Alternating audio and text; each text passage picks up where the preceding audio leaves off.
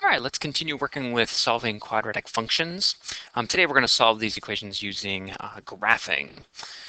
Our main concept is working with this quadratic equation in this form, x squared plus bx plus c. And notice my degrees are in order from greatest to least, so my degree of 2, 1, and 0. And we call that standard form. Something we've practiced before. Our essential understanding is quadratic equations can be solved by a variety of methods, but today we're going to do graphing. One way to solve a quadratic equation is to graph the related function. So to find this solution, it says to graph y equals x squared plus bx plus c. Now the solutions to these equations is going to be the x-intercepts. So that's what we're going to be looking for, is graphing our quadratic function so that we can see the x-intercepts, which will give us the solution. For example, in the equation y equals x squared minus 4, we're going to solve yx squared minus 4 equals 0. And when we graph that out, we see that our x-intercepts are here and here at -2 and 2. So that actually is our solutions. So the solutions of x squared minus 4 equals 0 are 2 and -2. And we can write it like this, +2 and -2. When you are solving a quadratic equation, you could have one solution. Sometimes you can have two solutions. Or sometimes you have no real solutions either. So sometimes you're going to get 1, 2, or neither. And we'll look at all three examples. In future courses, you're going to learn about solutions that are not real numbers. But in this, right now, all our solutions should be real number solutions. Another way we can look at this is our x-intercepts are zeros of the function. That's why you're seeing this equation that we keep working with, equaling 0. So the solutions also can call 0 the functions. They'll also be called roots of the equation, and that'll be on another lesson. So let's try this out. So let's take a look here. We've got x squared minus 1 equals y. That's our equation. We're going to use this to solve it. Let's see. Oh, first of all, we're going to find our axis of symmetry. So I'm going to use my equation negative b over doubling a. So in this particular case, there is no b term, so -0 over doubling my a term, so it is 0. So my line of symmetry is going to be right down the middle. Now I can use this. Let's go ahead and build out a t-chart on this one. Kind of solve some things. So x and y, so when x is 0, y is -1. X is 0, y is -1. When x is 1, y is 0. 1 and 0, so I got a point here. And when x is 2, y is 3. So 1, 2, 1, 2, 3 right here. And utilizing my line of symmetry, I can see that I have my parabola is right here.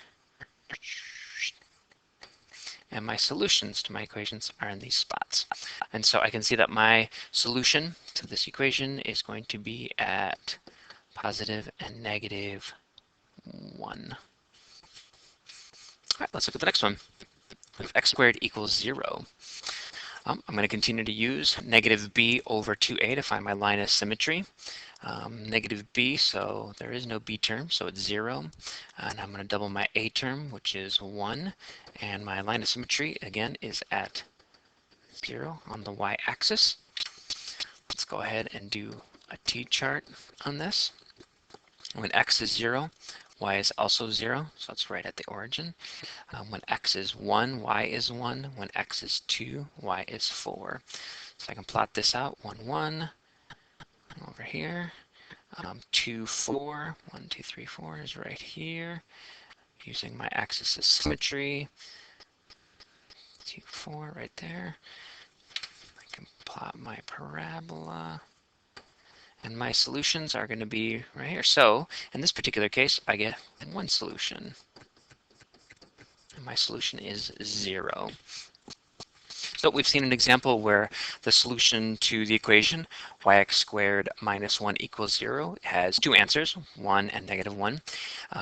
The solution to the equation x squared equals 0. It has one solution, which is 0. Let's check out this last one here. Again, I'm going to go ahead and follow through with my finding my line of symmetry. So it's a negative b term, which is, there is no b term. And my doubling my a term, and I end up with 0 again. So my line of symmetry is going to be the y-axis. Go ahead and run this out, see if I can go ahead and plot this out a little bit. Let's see, when x is 0, y is 1. When x is 1, y is 2. When x is 2, y is 5. So I've got 0, 1. I've got 1, 2. And I've got 2, 5. 1, 2, 3, 4. 2, 3, 4, 5 right here. And I'm going to utilize my line of symmetry to get a couple more lines here. You can see that it goes like this. So there's my parabola. This has a minimum, and I can see on this one there is no solution because my solution is represented as my x-intercepts. So we got one solution, we've got two solutions, and we can see what a no solution looks like. Now I'm going to practice out a couple more here. These are a little bit more bizarre, but we're going to run into situations like this.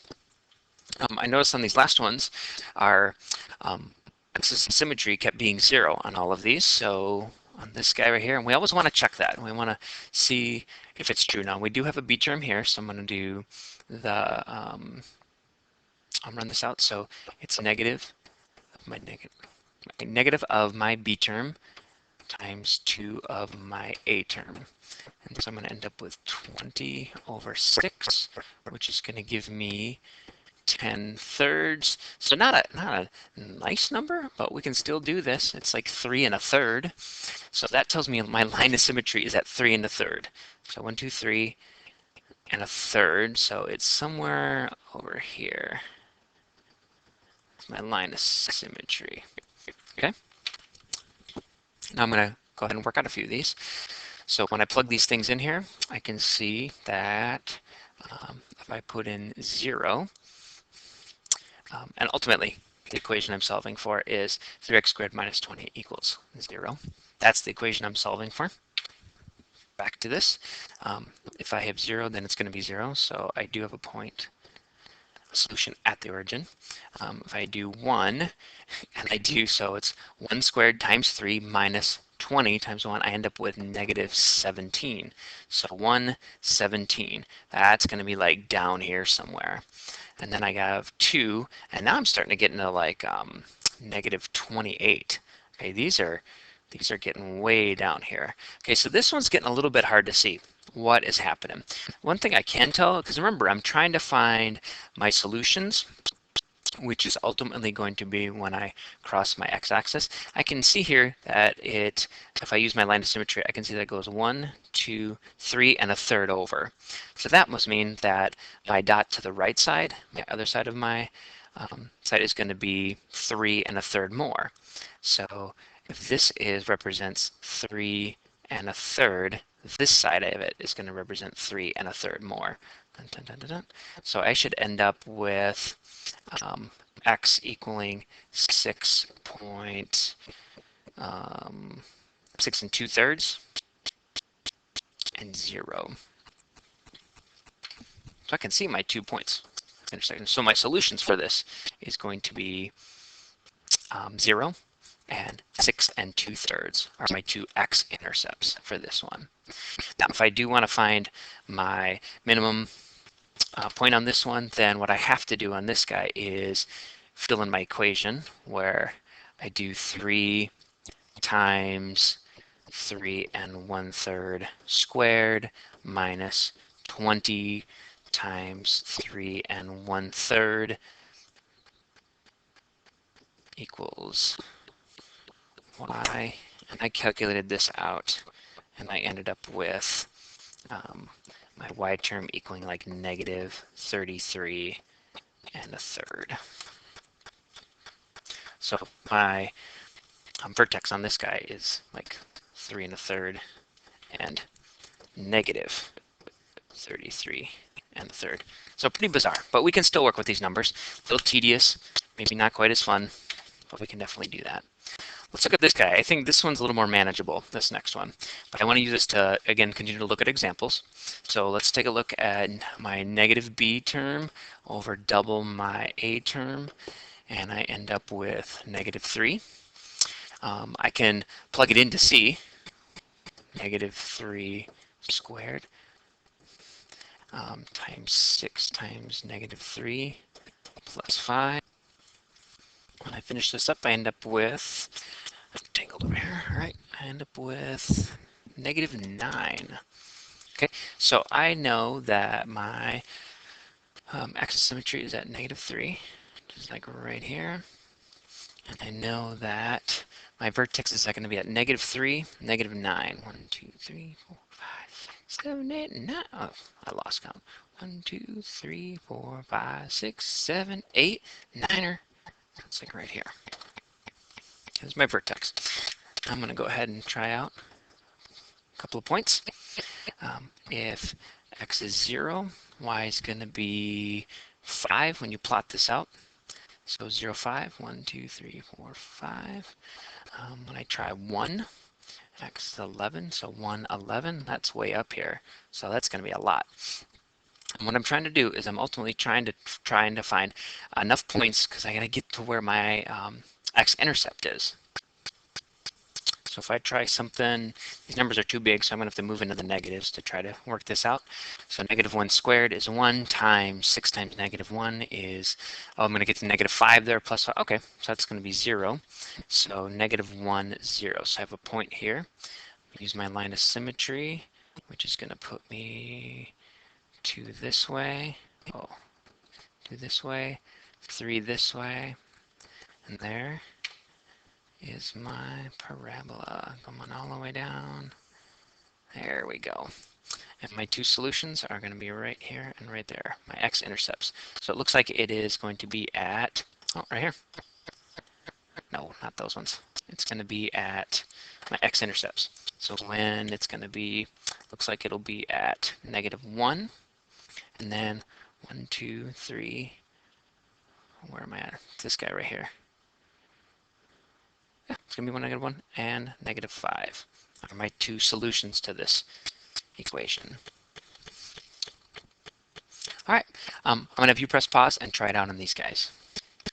All right, for these different graphs here, and I got it. For the first one, I had to switch to an interval of 2 on each line just because it allowed me to fit my graph in there. I found that my vertex was at 0, negative 16, so it's way down there. But I had to get to my x-axis, which I found was at 4 and negative 4. For the second one, I also, I went back to an interval of 1. And for this guy, no, I think I did do an interval of 2. I did, so I can fit everything on the graph. And I found that I was at 0, 6 for my vertex. So I pulled my whole graph above the axis, so there's going to be no solution because I do not have any x-intercepts. And on my third one, this one I had to zero everything out. I had to zero out what it equals, so that negative 25 on the right side, I had to get to 0. And now that I have it there, I was able to see that I have x squared equals 0, and I graphed that out and found out that it has one solution that goes to the origin of 0. All right, there you go.